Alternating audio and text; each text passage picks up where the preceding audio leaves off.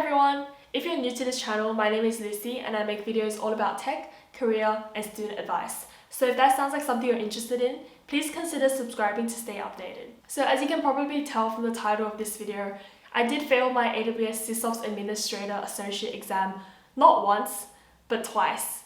And honestly, it's something that's a bit embarrassing for me considering I passed 3 AWS exams beforehand or on the first try. But I think it's something that is quite important for me to share with all of you because there were so many learnings that came out of it, so many things that I wish I could have done differently. And going forward, I think there will be a lot of mistakes that I'll end up avoiding in the future. So I'm going to be breaking up this video into 3 parts. I want to talk about the real reasons why I failed twice, my advice to people who want to take an AWS exam, and what resources I used for the SysOps Administrator certification. If you're interested in seeing a particular section of this video, I've included timestamps in the description below, so feel free to skip around to what you'll find the most useful. Let's get into it. Okay, so now I'm going to talk about the real reasons I failed the exam twice. I think the biggest reason is because I really underestimated the difficulty of the exam. A bit about my cloud learning journey. I started off in August. I did the Certified Cloud Practitioner certification that took about 3 weeks. I then did the AWS Solutions Architect Associate, which took another month.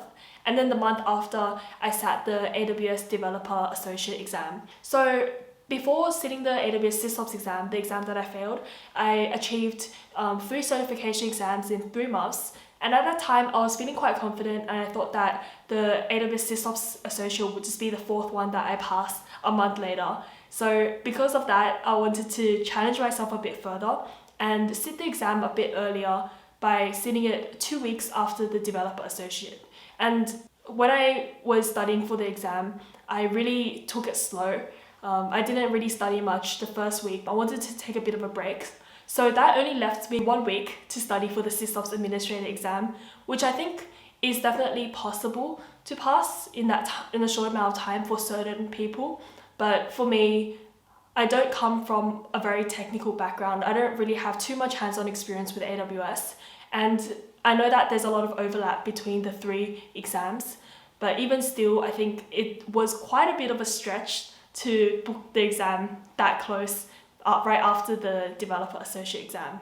So I guess the main thing was feeling a bit too overconfident and thinking the exam was easier than it actually was, especially after looking at some forums online and seeing people talk about how the SysOps exam has a lot of content that is already covered in the previous 3 certifications. I thought that it would be okay to skim through the video lectures for the concepts that I've already seen before. But what I realized is that each exam approaches the AWS services in a different set of lens.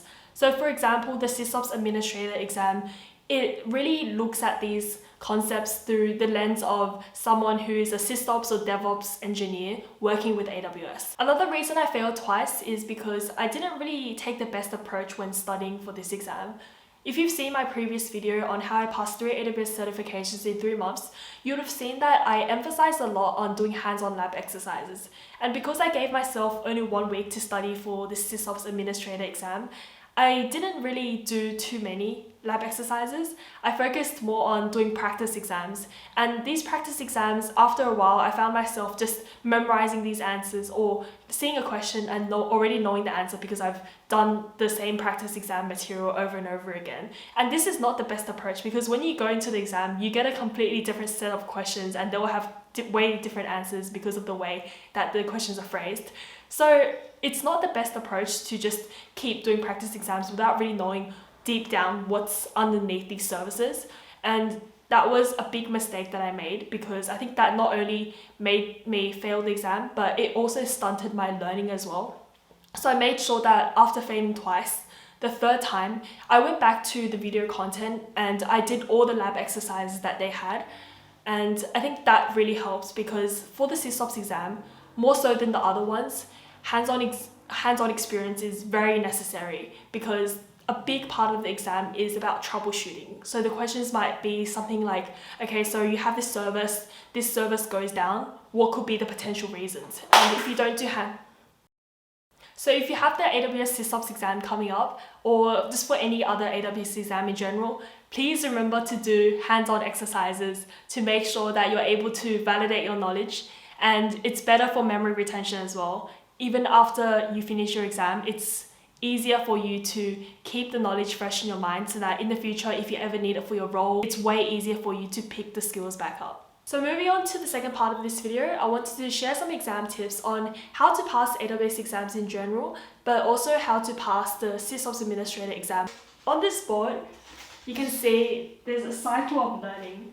To start off with, I recommend learning the content that is relevant to the AWS exam that you're going to be taking. And when you feel ready, applying what you've learned to hands-on lab exercises. And then following that up with practice exams. It's okay at the start if you end up getting 50%, 60%, or even 40% in your practice exams.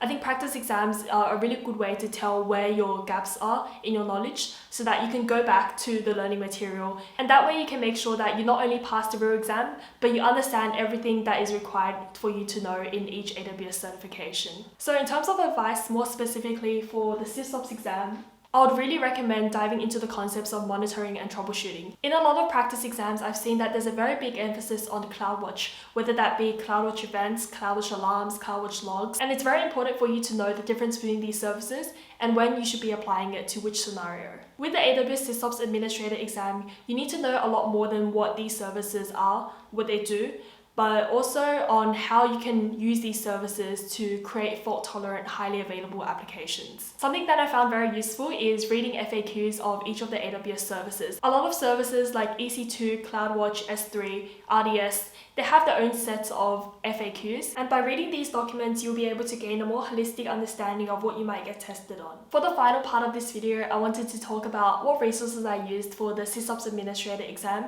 and what I would recommend doing. So the resources that I've used is already linked in the description below, so I'm not going to spend too long on this section because I think it really depends on the person, what your preferred learning style is, whether you like ebooks or like video courses. It's okay if you want to use half of one course before realizing that you prefer the teaching style of another course. Try things out and see what you like and what's best for you. And this wraps up my video of how I failed an AWS exam twice. I hope you got something out of this video. Please give it a like if you did, and subscribe for more tech, student advice, and career related videos.